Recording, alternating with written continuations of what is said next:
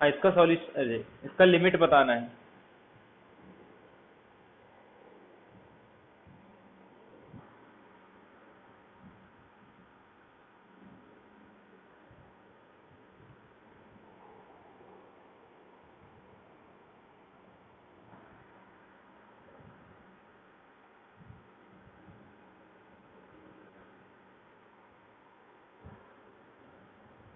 Number डालो और उसके आगे उसका लिमिट लिखना है।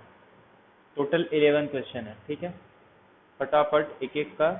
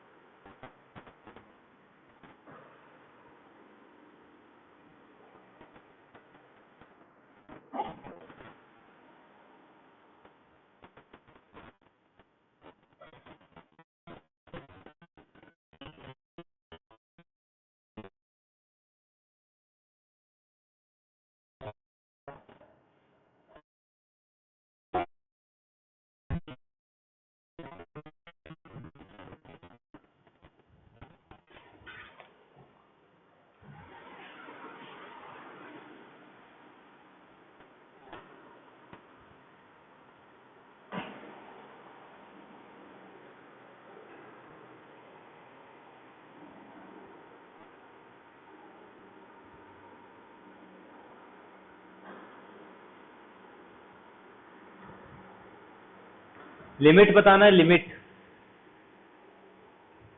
हर एक का लिमिट फाइंड आउट करो और नंबरिंग के अकॉर्डिंग उसका लिमिट लिखना है, ठीक है।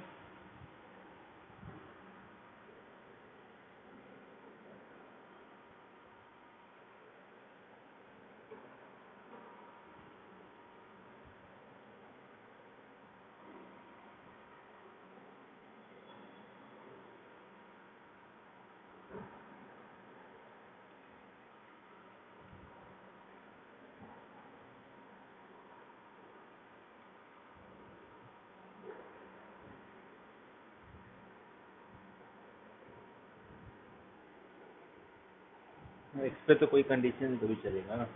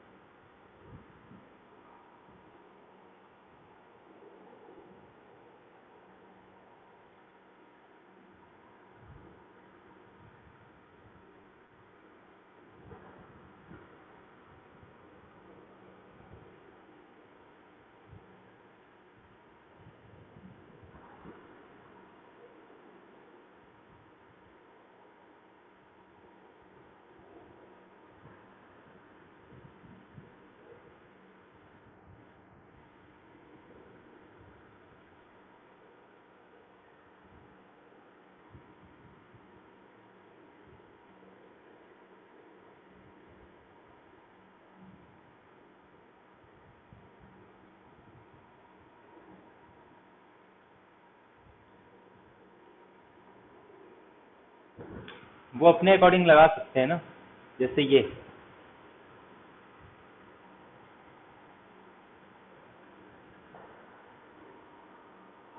चलो ठीक है। अगर 2 से ग्रेटर देन होगा तो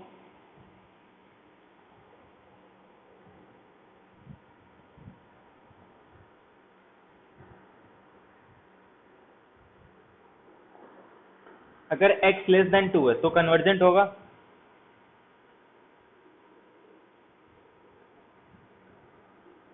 और ग्रेटर देन के लिए इन्फिनिटी, ठीक है। तो इसमें जो होगा ये x लेस देन के लिए रहेगा और इसमें x ग्रेटर देन के लिए रहेगा, ठीक है। थर्ड से बताओ। एक्चुअली मुझे को क्वाड्रेटिक बनाना था, बट फिर भी आएगा, इसमें कंडीशन लगा के इसको कन्वर्जेंट बता सकते हैं, ठीक है। यहाँ से चेक करो।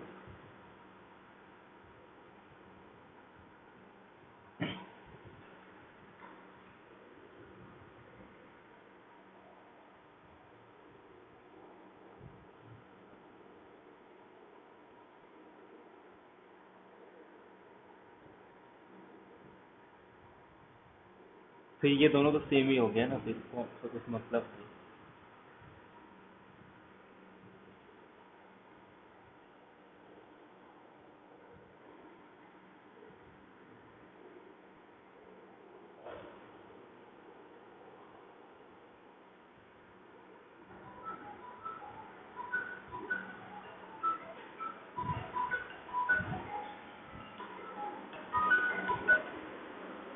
हाँ बोल ना। कुछ नहीं, लेक्चर ले रहा था। बस कितना रुक, 8-7 हो रहा है ना, वही 25 मिनट लगेंगे। ठीक है।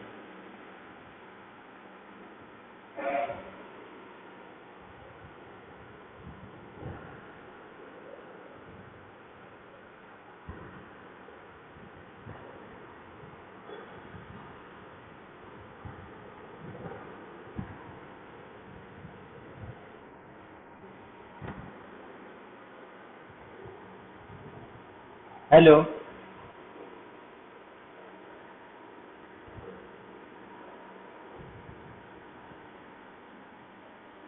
इसका लिमिट क्या आएगा, थर्ड का? चलो बताओ एक एक फटाफट।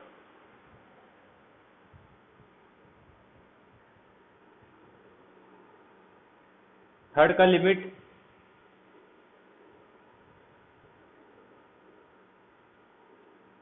हेलो, मैं ऑडिबल टू एवरीवन? सबको आवाज आ रही है मेरी? हेलो, क्या आएगा थर्ड का लिमिट? अरे ये सब देख के आंसर आएगा, इतना क्यों टाइम लगा रहे, फटाफट बताओ फिर आगे देखते हैं कुछ और।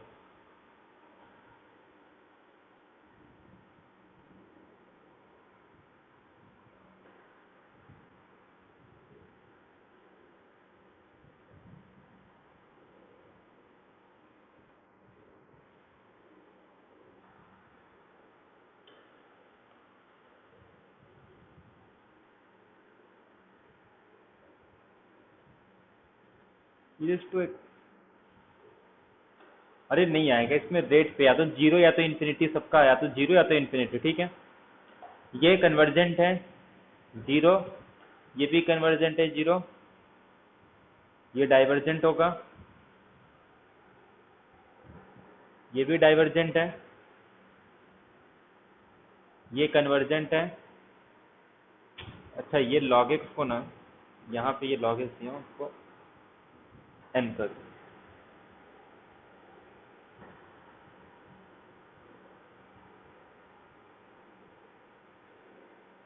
ये भी कन्वर्जेंट होगा जीरो पे, ये भी कन्वर्जेंट होगा जीरो पे, ये डाइवर्जेंट है, और ये भी कन्वर्जेंट होगा जीरो पे, ठीक है। तो इसको जस्ट करते क्या है, रेट पता होना चाहिए। 8 वाला जीरो पे जाएगा, मैं रेट बता देता हूँ सबका, वो रेट के अकॉर्डिंग हम लोग डिसाइड करते हैं।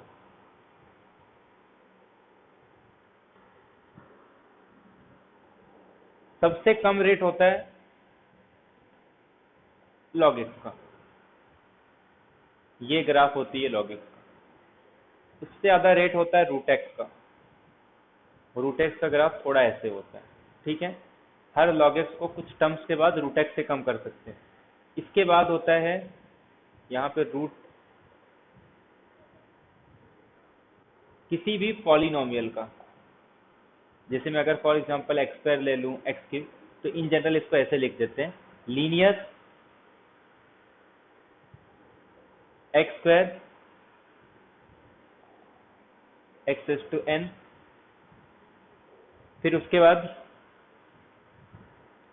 ई raise to x, x factorial, और फिर एक्स रेज टू एक्स। ये इस तरीके से रेट चलता है, इसको एन से रिप्लेस कर दो, लॉग एन रूट एक्स, ठीक है, इस तरीके से रेट चलता है। तो जब भी मैं ऐसे लिख रहा हूँ n, limit n tends to infinitive, अगर ये इस ऑर्डर में है,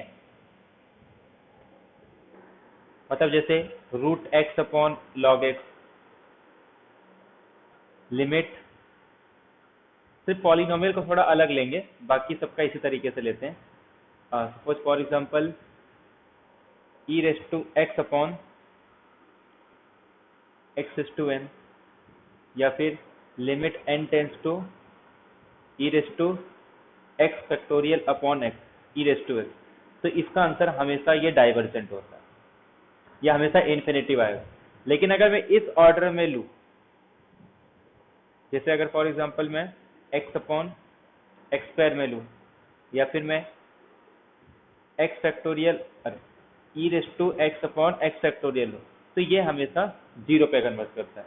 मतलब अगर इस ऑर्डर में ले रहा हूँ तो हमेशा कन्वर्जेंट, और जब मैं इस ऑर्डर में ले रहा हूँ फैक्टोरियल का, ये प्रूव करते हैं ना हम लेकिन इक्वालिटी पे।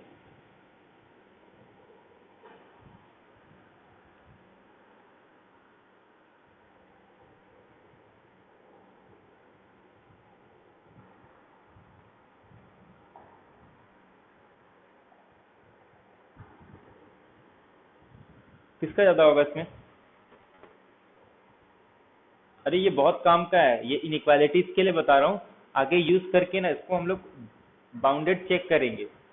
बहुत सारे अभी जो एग्जांपल्स दिखा हूं ना, उसमें से अपने को बाउंडेड और इंक्रीजिंग चेक करके अपने को ये बताना है कि वो कन्वर्जेंट होंगे, तो इसका इनइक्वालिटी का यूज करेंगे हम लोग। ये कितना आ रहा है 2, ये कितना आ रहा है 4, ये कितना आ रहा है 8, ये कितना आ रहा है 16, यहाँ पे ये 1 2 6 24, तो यहाँ पे ना हाँ ई रेस टू एक्स को ग्रेटर देन है, तो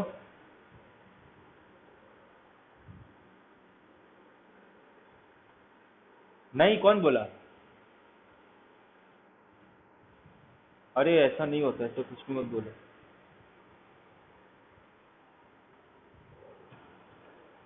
चेक कर लेते हैं ना, उसमें क्या दिक्कत है, प्रूव करते हैं वैसे इसको।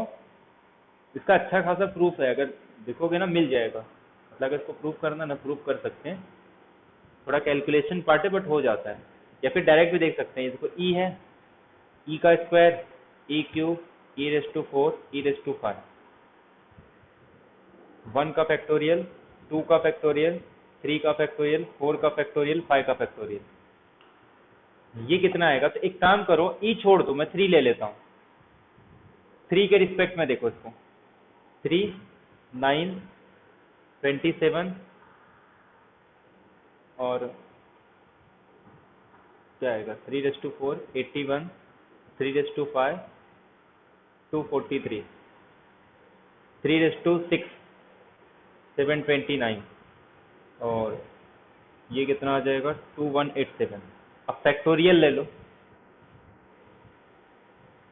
1 2 6 24 120 720 5040, हो गया ना पीछे। मतलब हमेशा एक एन मिल जाएगा। एक्चुअली हम लोग यही तो ढूंढते हैं कि वो एन मिलना चाहिए जिसके बाद हो सकता है कि कुछ टर्म ऐसा हो, मतलब जैसे ही हम लोग एक्स स्क्वायर वाला लेते हैं कि अगर एक कोई बहुत रेट से जा रहा है, ठीक है, एक पीछे से आ रहा है, धीरे धीरे धीरे धीरे धीरे कर करके उसको पीछे कर दे रहा है, तो वो अपने को जस्ट स्टेज ढूंढना होता है कि किस स्टेज के बाद वो भले कितना भी कम हो, कुछ फाइनाइट टर्म तक वो भले उससे लेस देन रहेगा, लेकिन उसके बाद इनफाइनाइट टर्म उसके आगे चले जाता है। क्लियर है सबको? तो कितने एन के बाद मिल रहा है? एक एम ऐसा मिल जाएगा जिसके बाद ये वाली ग्राफ हमेशा इसको क्रॉस करती है। क्लियर है सब? हाँ शुभम, समझ में आया? ये जब ये 3 में ग्रेटर लेने के बाद ये कम आ रहा है, तो इसका मतलब ई तो ऑलरेडी कम ही आएगा ना। तो याद रखना है ई रेस टू एक्स का जो रेट है वो लेस देन होता है एक्स फैक्टोरियल से, और सबसे ज्यादा होता है एक्स रेस टू एक्स। तो ऐसे मत लिखो e raise to n is less than n factorial is less than n raise to n. वैसे ई रेस टू एन का कोई भी नंबर ले लो, एक स्टेज मिल ही जाता है कि जिससे कि एन फैक्टोरियल उससे ज्यादा हो जाएगा। और 5 रेस टू एन भी लूंगा ना, तब भी एक टर्म मिल जाता है कि एन फैक्टोरियल उससे ग्रेटर देन होगा। बट ये है कि थोड़ा वो एम जो है वो थोड़ा लेट मिलेगा बस, बट मिलेगा जरूर, और वो भी एक फाइनाइट नंबर पे। चलो ठीक है। अब देखो, अब अपने पास कुछ ऐसे टूल्स आ गए जिसका यूज करके हम लोग सीक्वेंस को कन्वर्जेंट बता सकते हैं। अब हम लोग क्या करते हैं, अलग अलग टाइप का सीक्वेंस लेते हैं और चेक करते हैं कि उसका लिमिट पॉइंट क्या होगा। हम लोग ने रेंज के टर्म्स में देखा था, फिर हम लोग ने लिमिट पॉइंट के टर्म्स में देखा, फिर हम लोग ने बाउंडेड देखा, इंक्रीजिंग डिक्रीजिंग देखा, लिमिट सुपेरियर, लिमिट इंफेरियर, सब सीक्वेंस और लिमिट, और उसके बाद अब कन्वर्जेंट। कन्वर्जेंट बताने का सबसे अच्छा तरीका लिमिट फाइंड आउट करो। अगर लिमिट मिल गया तब तो डायरेक्ट आ जाएगा, अगर लिमिट नहीं मिलता है तो हम लोग चेक करते बाउंडेड है या नहीं, और उसके बाद चेक करते हैं वो इंक्रीजिंग डिक्रीजिंग है या नहीं। अगर ये भी नहीं होता तो हम लोग सब सीक्वेंस ढूंढते, ऐसा दो सब सीक्वेंस जो इंक्रीजिंग और डिक्रीजिंग हो, मतलब ये भी कन्वर्जेंट हो, ये भी अच्छा ये नहीं बताया हूं ना। अगर दो कॉम्प्लीमेंट्री सब सीक्वेंस, जैसे अगर एक सीक्वेंस है, हम इसका दो सब सीक्वेंस ढूंढते हैं, एक bn और एक cn। अगर ये बाउंडेड हो गया, ये बाउंडेड हो गया, तो ओरिजिनल सीक्वेंस बाउंडेड होती है। अगर ये इंक्रीजिंग सीक्वेंस ये डिक्रीजिंग हो गया तो ये कन्वर्जेंट हो जाएगा। ये अगर इंक्रीजिंग या डिक्रीजिंग हो जाएगा तो ये कन्वर्जेंट है। ये कन्वर्जेंट, तो इससे ये इंप्लाई नहीं होता है कि an भी कन्वर्जेंट होगा। तो अगर किसी सीक्वेंस के दो कॉम्प्लीमेंट्री सीक्वेंस कन्वर्ज करते हैं और जो bn का लिमिट पॉइंट और cn का, सॉरी इसका लिमिट और इसका लिमिट, ये जब दोनों इक्वल हो जाएंगे तब हम लोग कहते हैं कि an अगर l पे कन्वर्ट कर रहा है, सॉरी bn अगर l पे कन्वर्ट कर रहा है, cn अगर l2 पे कन्वर्ट कर रहा है, अगर l1 l2 सेम हो गया तो ये इक्वल होता है l के, और l is the limit of the sequence. तो ये भी एक टूल हो गया कि अगर ये इसमें से कुछ नहीं मिल रहा है तो एक काम करते हैं, उसका सब सीक्वेंस ढूंढते हैं। क्या उसका सब सीक्वेंस क्या बाउंडेड है? पहले बाउंडेड है तो ठीक है, मेरा ओरिजिनल सीक्वेंस बाउंडेड हो गया। अब ढूंढेंगे क्या वो सीक्वेंस इंक्रीजिंग या डिक्रीजिंग है। अगर इंक्रीजिंग डिक्रीजिंग मिल गया मतलब वो सीक्वेंस कन्वर्जेंट है। फिर अगर लिमिट मिल रहा है तो हम लोग क्या करेंगे, ये देखेंगे कि क्या उसका लिमिट सेम आ रहा है। अगर डिफरेंट आ गया तब भी कुछ नहीं कह सकते। जैसे बेस्ट एग्जांपल है -1:n, इसके दो कॉम्प्लीमेंट्री सीक्वेंस मिलते हैं, एक 1 और एक -1। एक जिसमें सारे, एक कांस्टेंट सीक्वेंस मिलता है जिसमें सारे टर्म्स क्या होंगे 1, और एक दूसरा कांस्टेंट सीक्वेंस मिलता है जिसमें सारे टर्म -1 होंगे। तो ये भी कन्वर्जेंट, ये भी कन्वर्जेंट। बट प्रॉब्लम ये हो गया कि दोनों का जो लिमिट है वो सेम नहीं आ रहा है, तो देयरफॉर ओरिजिनल सीक्वेंस मेरा कन्वर्ज नहीं है। तो जब भी सीक्वेंस मिलेगा उसका ये चेक करो कि बाउंडेड है या नहीं, ये चेक करो वो इंक्रीजिंग है या डिक्रीजिंग है। अगर वो भी नहीं मिल रहा है तो फिर देखो उसके सब सीक्वेंस, क्या उसका सब सीक्वेंस बाउंडेड है, मोनोटोनिक इंक्रीजिंग है, डिक्रीजिंग है, उसका लिमिट पॉइंट क्या है, उसका लिमिट क्या है। अगर दोनों का लिमिट मिल गया तो इक्वल है या अनइक्वल है, तो फिर उसके बाद अपने को ये सब पता चलता है कन्वर्जेंट। उसके बाद कुछ रिजल्ट कन्वर्जेंट से भी है कि अगर कोई सीक्वेंस कन्वर्जेंट है तो उसके पास यूनिक लिमिट पॉइंट होता है। अगर कोई सीक्वेंस कन्वर्जेंट है तो वो बाउंडेड होता है। इससे ये क्लेम हो जाता है कि कोई भी कन्वर्जेंट इंप्लाइज बाउंडेड। अगर कोई सीक्वेंस कन्वर्जेंट है तो ये डायरेक्ट डेफिनेशन से ही आ जाता है कि कोई भी सीक्वेंस अगर कन्वर्जेंट है तो वो सीक्वेंस बाउंडेड है। लेकिन कन्वर्स टू नहीं होता। बेस्ट एग्जांपल ये है, -1:n बाउंडेड है but doesn't imply convergent. Convergent है तो इंप्लाइज कि इसके पास यूनिक लिमिट पॉइंट है। तो अगर किसी सीक्वेंस के पास, देखो तीन चीज हमेशा याद रखना है। पहला कि जब P इंप्लाई कर रहा है Q को तो negation Q imply negation P। अगर सीक्वेंस कन्वर्जेंट है तो सीक्वेंस बाउंडेड होगा, तो unbounded imply sequence is not convergent. किसी भी सीक्वेंस के पास अगर कन्वर्जेंट है तो यूनिक लिमिट पॉइंट, तो मतलब अगर किसी भी सीक्वेंस के पास यूनिक लिमिट पॉइंट नहीं है तो इंप्लाई कि वो सीक्वेंस कभी कन्वर्जेंट नहीं हो सकता। और तो ये अपने को मिल जाता है। और हमेशा चेक करना है कि आपका कन्वर्स भी ट्रू होता है। अगर ट्रू हो रहा है तो इफ एंड ओनली कंडीशन है, अगर ट्रू नहीं हो रहा तो एक काउंटर एग्जांपल अपने माइंड में होना चाहिए। तो ये अपने पास बाउंडेड के लिए आ गया। अगर कोई सीक्वेंस कन्वर्जेंट है तो उसके पास यूनिक लिमिट पॉइंट है बट कन्वर्ज टू नहीं होता। तो अपने पास एग्जांपल क्या था, n 1 प्लस माइनस 1/n। ये भी ले सकता हूँ, या फिर मैं कुछ नहीं, ये तो ठीक है। तो ये अपने पास हो गया। ये सीक्वेंस कैसा है, इसके पास लिमिट पॉइंट यूनिक आ रहा है। लिमिट पॉइंट क्या आएगा इसका, इसके पास लिमिट पॉइंट है ना।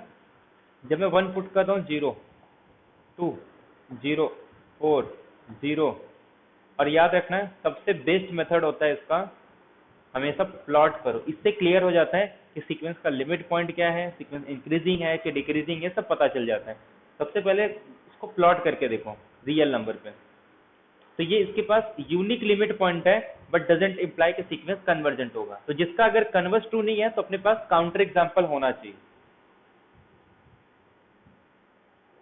कोई अगर सीक्वेंस कन्वर्जेंट है तो क्या ये इंप्लाई करता है, अगर सीक्वेंस सपोज कन्वर्ज है एल पे, तो क्या इससे मैं ये इंप्लाई कर सकता हूँ कि सीक्वेंस इंक्रीजिंग या डिक्रीजिंग है?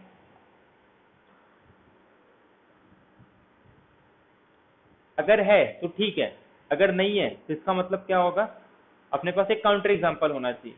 कन्वर्जेंट इंप्लाई कि सीक्वेंस इंक्रीजिंग या डिक्रीजिंग है।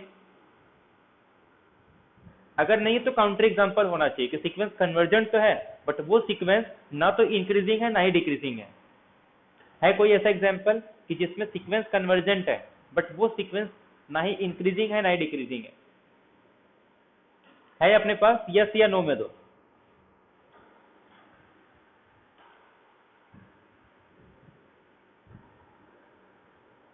यस है अपने पास। कौन सा एग्जांपल है? -1/1 प्लस 1/n, 1 प्लस -1/n। जितना हो सकता है सिंपल एग्जांपल लो ताकि वो एग्जाम में भी माइंड में आ जाए कि हाँ ये तो नहीं हो सकता। ये इसके लिए अपने पास सही एग्जांपल है, इससे ये एलिमिनेट हो गया। थर्ड स्टेटमेंट अच्छा ये बोल रहा है ये तो नहीं हो सकता क्योंकि अपने पास ये। तो जितने काउंटर एग्जांपल से एलिमिनेट करोगे उतना सीक्वेंस के क्वेश्चन इजीली अपने से होते, ठीक है। तो ये अपने पास एग्जांपल हो गया। इसका मतलब ये हो गया कि सीक्वेंस अगर इंक्रीजिंग डिक्रीजिंग ना हो फिर भी सीक्वेंस कन्वर्जेंट हो सकता है, ठीक है। अगर नहीं है तो अपने पास काउंटर एग्जांपल होना चाहिए उसके लिए। अच्छा एक क्वेश्चन दे रहा हूं, अगर किसी सीक्वेंस को मैं ऐसे डिफाइन करूं 3 + 2an अपॉन 2 + an, a1 = 1, ये सीक्वेंस कन्वर्जेंट है? पहले यस या नो में दो।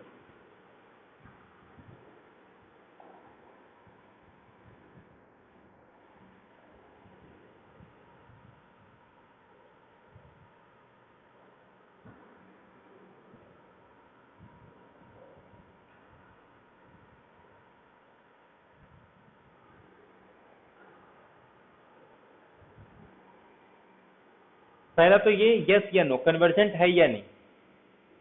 अगर है तो किस मेथड का यूज करके हम लोग इसको प्रूव करेंगे कि सीक्वेंस कन्वर्जेंट है या नहीं।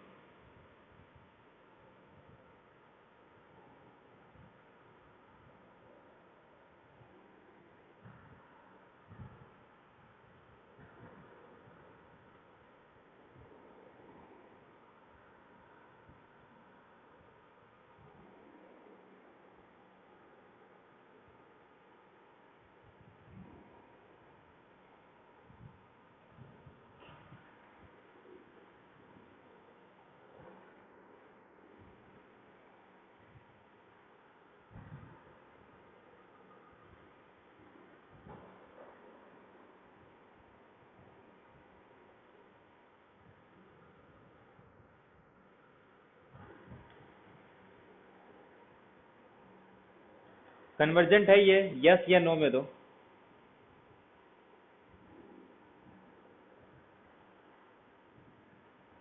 ये सीक्वेंस कन्वर्जेंट है, यस या नो।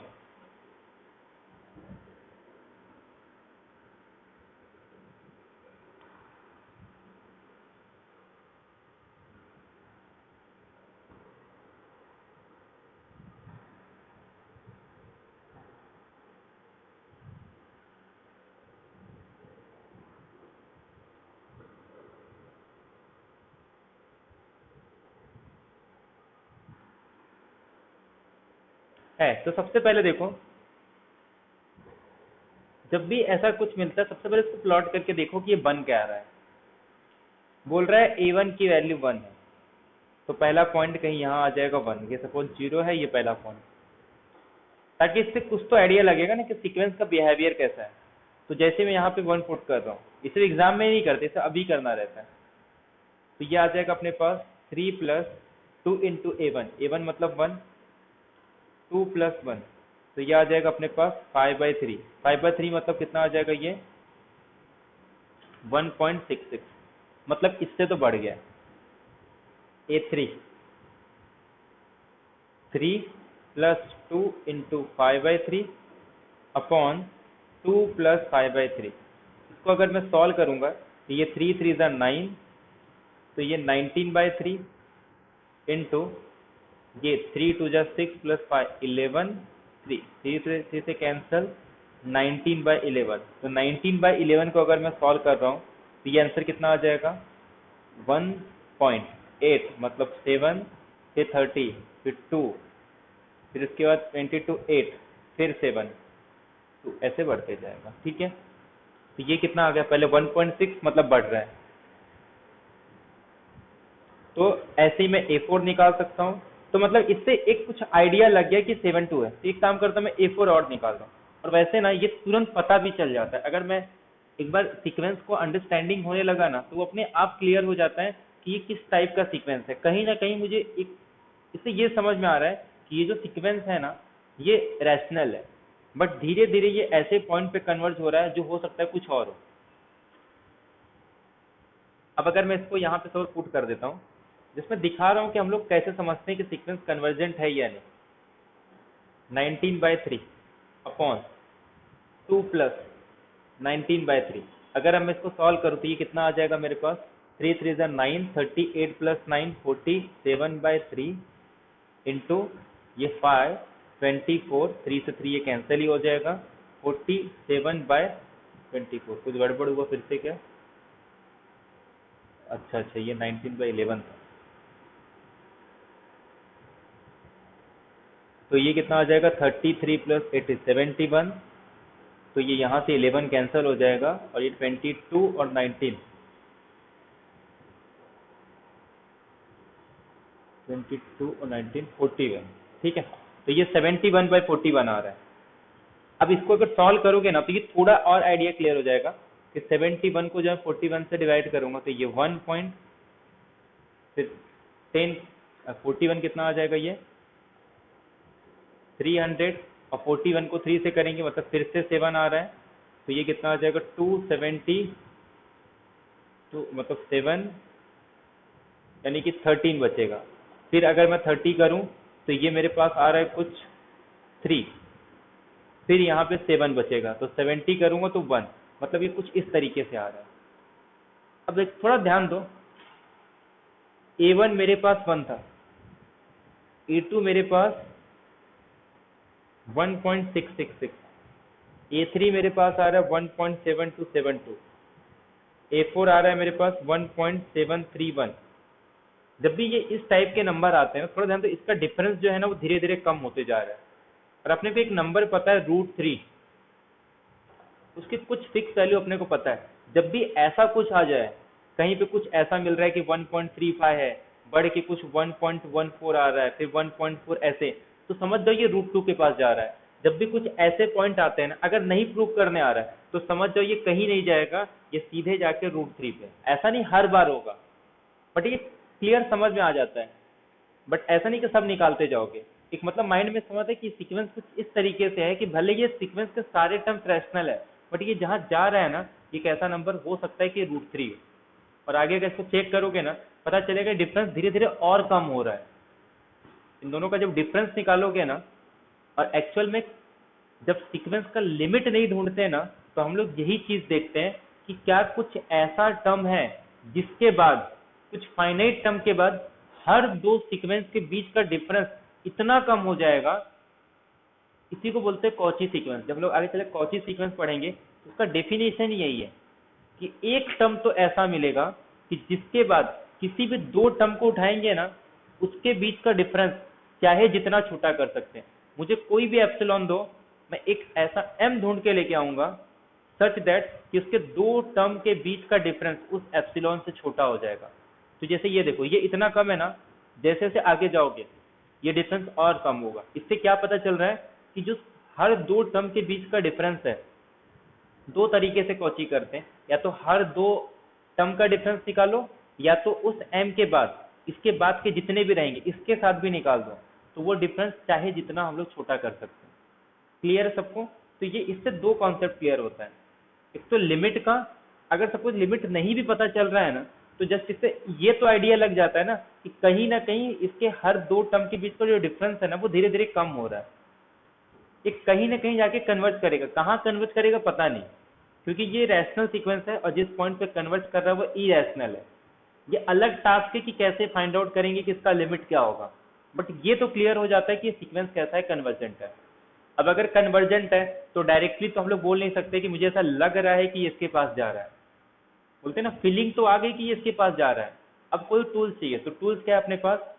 एक पॉइंट ये क्लियर हो गया कि सीक्वेंस धीरे धीरे इंक्रीज हो रहा है, तो इंक्रीजिंग के लिए अपने पास प्रॉपर्टी क्या है कि मैं इसको प्रूव कर दूं कि A N minus A N plus one या फिर A N plus minus A N की वैल्यू ग्रेटर देन जीरो होगी हर एक एन के लिए, तो जिससे मैं इंक्रीजिंग प्रूव कर पाऊंगा।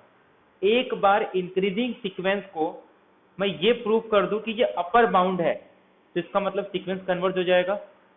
समझ में आ रहा है पॉइंट सबको?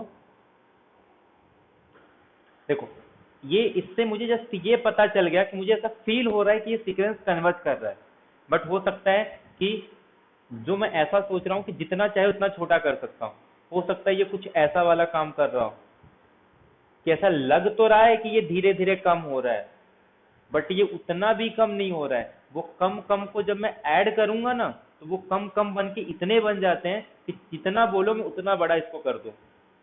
ये चीज यहाँ पे अपना जो फीलिंग है ना वो काम में नहीं आता।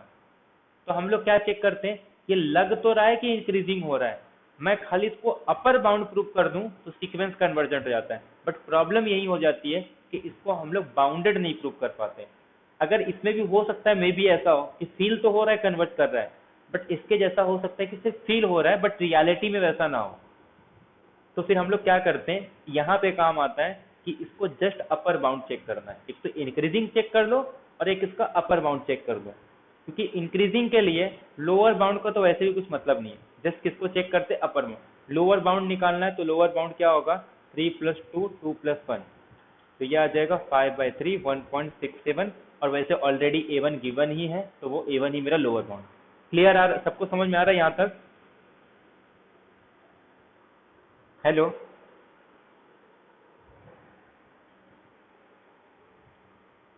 M I audible? तो जस्ट इसको क्या चेक करना है, अब तो ये खाली बस चेक करना है कि an+1 माइनस ए एन, इसको चेक कर लो कि इंक्रीजिंग है या नहीं, इसका डिफरेंस निकालो। अगर वो ग्रेटर देन जीरो आता है तो इंक्रीजिंग है। तो सेकेंड टास्क हम लोग क्या प्रूव करना है कि ये अपर बाउंड है या नहीं। इंक्रीजिंग तो अपने को समझ में आ गया, जस्ट उसको कैलकुलेशन करोगे वो मिल जाता है।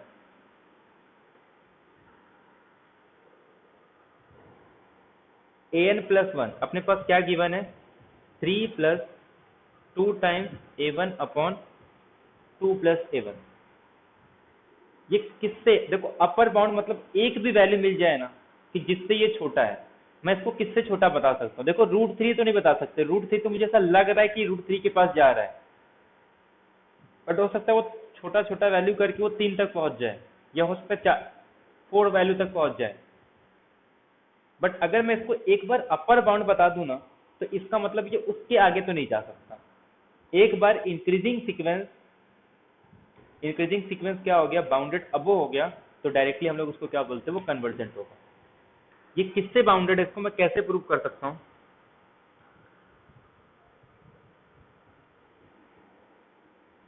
इसको किसी के लेस देन बता सकता हूँ मैं, कुछ सॉल्व करके कैलकुलेशन करके, बताओ। 2 कैसे क्लेम करेंगे कि ये 2 से लेस देन है? A1 नहीं है ना, AN।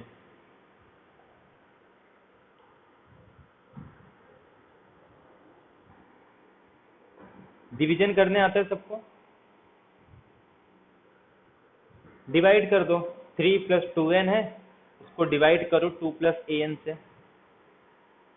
डिवाइड करने के बाद जब इसको सॉल्व करोगे, या फिर थोड़ा एडजस्ट करके इसको कर सकते हो, कि 3 को मैं लिख सकता हूँ 2 + 1, तो ये इसको जब सॉल्व करेंगे तो ये कुछ 2 - 1/2 + an। बट डिवीजन अल्गोरिदम, इसको डिवाइड करो, बाकायदा पूरा ये आता है, ठीक है। अब इसको मैं क्या कर सकता हूँ, an अगर पॉजिटिव है, इसको कम से कम कितना कर सकते हैं हम लोग?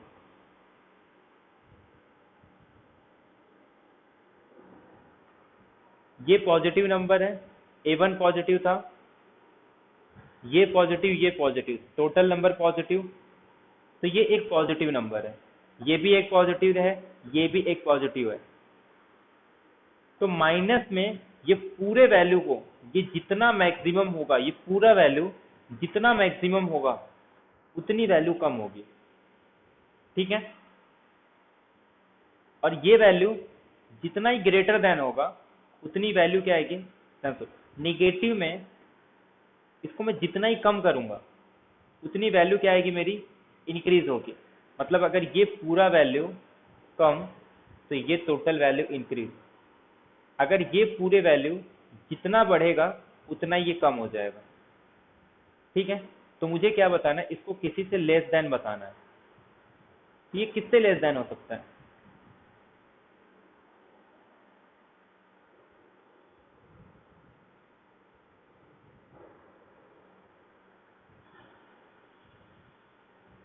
a1 को क्या लेंगे कि ये पूरी वैल्यू को मैं उससे लेस देन बता सकता हूँ।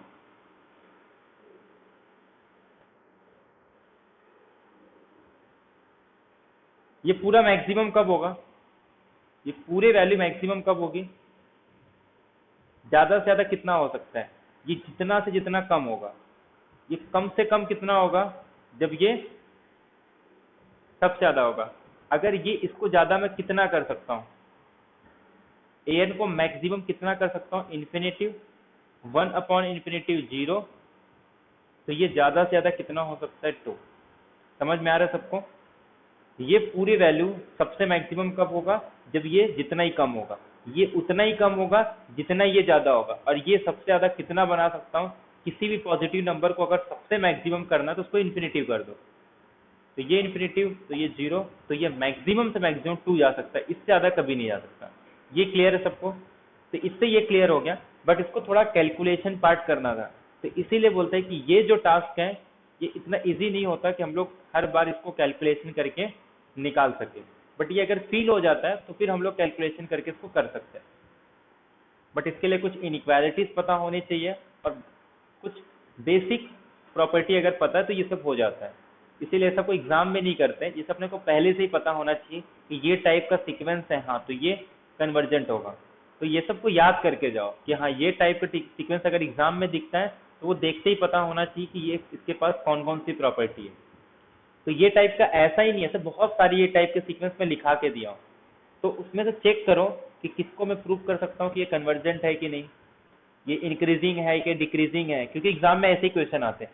हो सकता है कोई एग्जाम्पल दे दे और पूछेंगे ये इंक्रीजिंग है, ये डिक्रीजिंग है, ये बाउंडेड है, ये इसका सुप्रीमम ये होगा, इसका इन्फीमम ये होगा, ये अपर बाउंड है, ये लोअर, अरे बाउंडेड बिलो है, बाउंडेड अबो है।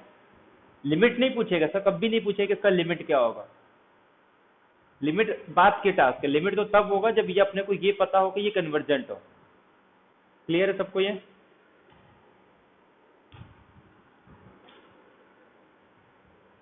तो नेक्स्ट लेक्चर में कुछ क्वेश्चंस करेंगे जितना टॉपिक हो गया उससे रिलेटेड। फिर उसके बाद नेक्स्ट लेक्चर में लिमिट सुपेरियर, लिमिट इन्फीरियर को इन टर्म्स ऑफ सब सीक्वेंस हम लोग देखेंगे। अभी तो हम लोग लिमिट के टर्म्स में देखे थे ना, अभी सब सीक्वेंस के टर्म्स में फिर से क्या देखेंगे, लिमिट इन्फीरियर और लिमिट सुपेरियर। अब जो अपना सबसे इंपॉर्टेंट है ना, अब हम लोग डिस्कस करेंगे नेक्स्ट लेक्चर से कि किसी भी सीक्वेंस को देख के कैसे ये बताते हैं कि ये कन्वर्जेंट है या डाइवर्जेंट है या ऑसिलेटरी सीक्वेंस है। यहां से अपना मेन स्टार्ट हो जाएगा। इसके पहले सिर्फ हम लोग क्या कर रहे थे, वो टूल्स इकट्ठा कर रहे थे जिससे कि ये क्लेम कर पाए कि वो कन्वर्जेंट है। अब हम लोग क्या करेंगे, वो रिजल्ट देखेंगे कि जिससे